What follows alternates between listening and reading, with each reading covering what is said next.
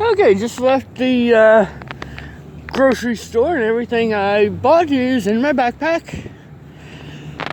And it's a huge haul. Nah, I got a bag of spinach, some balsamic vinegar, aka ball vinegar, a bag of beans so I can make some chili, bell pepper, and that's it. I'm gonna go home and have a spinach salad. Be just the spinach leaves, a little bit of black pepper, shake on just a little bit of Parmesan cheese, and I'm going to thoroughly enjoy myself. I was hungry last night, and basically the only thing in the kitchen was a few boxes of stuffing, some rice. My freezer's full of frozen fruit, and I want to blend that all together to make little fruit ice cubes for my water, but I haven't gotten a blender yet, so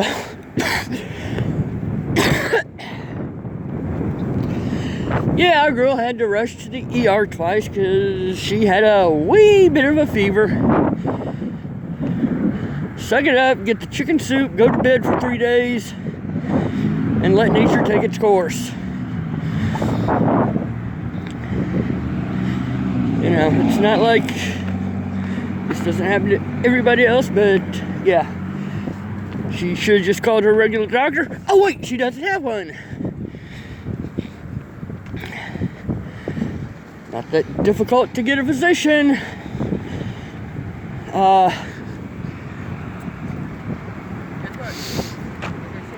Yeah, hold on a second. So I really don't have much else to say about Amberlynn Reid's latest health scare. And sure, she had phone anxiety, calling the homeless shelter. She probably thought the cooties would wipe off on her. Yeah, I occasionally have phone anxiety, and I'll avoid making a call as long as possible when that happens. But it's very mild, very occasional. Hasn't affected my life too much. Nothing I would ever vlog about. Oh, wait, I just did. Sorry about that.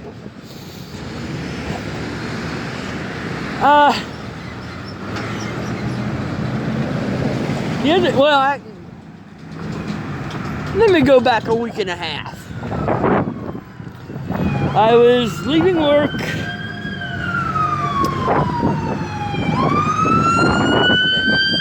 Ambulance get through there. Okay, I was leaving work a week ago, Wednesday morning, and now the parking lot does have a speed limit, but people are rushing into work, and people are rushing out of work, and they blow the stop signs, and I came within about 20 feet of being hit after somebody blew the stop sign.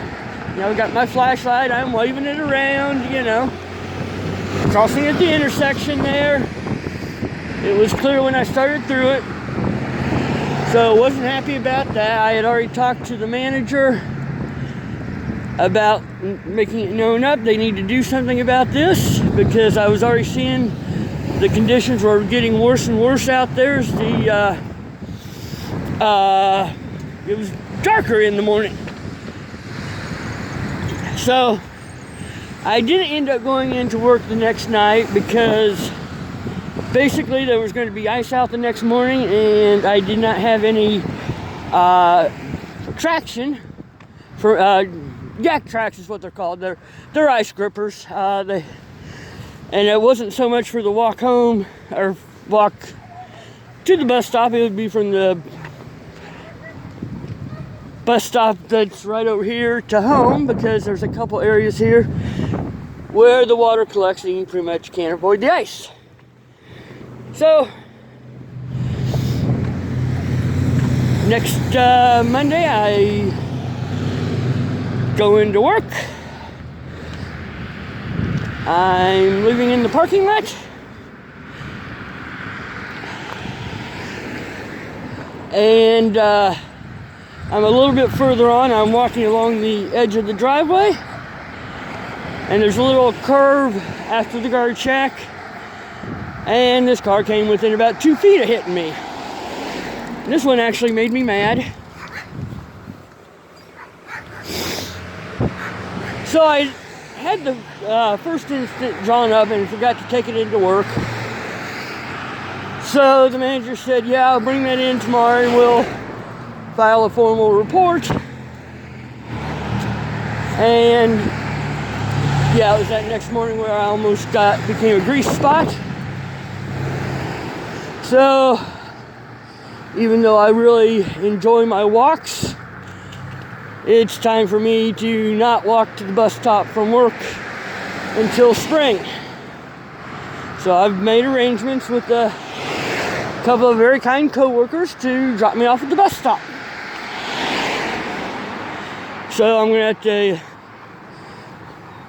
get some more exercise in other ways.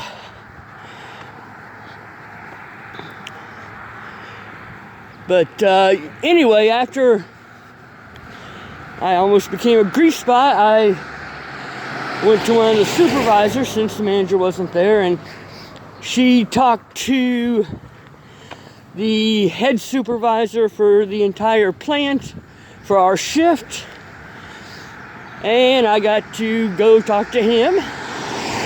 And yeah, he said he was on the safety committee for 5 years and probably nothing was going to happen.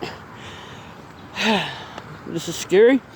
He said they used to have a chief of security who was a former Indianapolis police officer, and he would make security be out there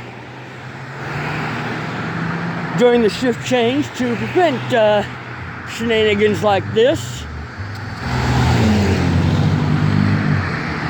Okay, right here, basically both sides of this intersection, see where the water still is here, and the entranceway into that alley are both ice packed and water packed when we have water and snow and ice and such. So this was the area I knew was going to be very difficult to get around that morning. And so yeah, I didn't want to fall and break a leg, so, or my arm. I think, yeah, broke my arm when I was in 4th grade, and boy was that painful. I'm in the ER starting to feel better because they had some drugs in me. They're putting the cast on and it's so nice and warm, it feels good. And then he goes to set it. Oh my God, I was not expecting that pain. Obviously, I still remember it 46 years later.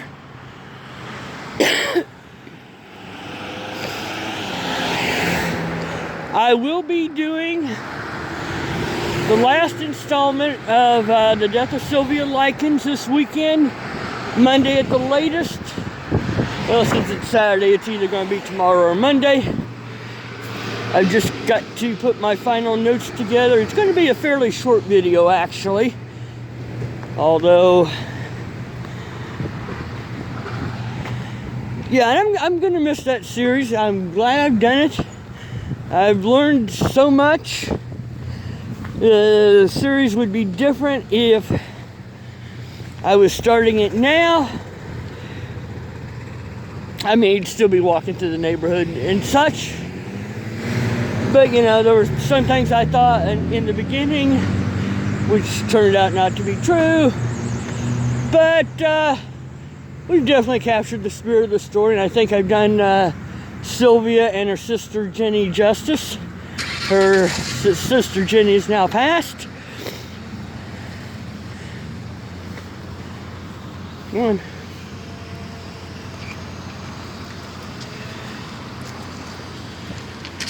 And I'm almost home here. This Family Dollar was a standard grocery back in 1965. My neighbor told me that. So anyway, we will talk to you later.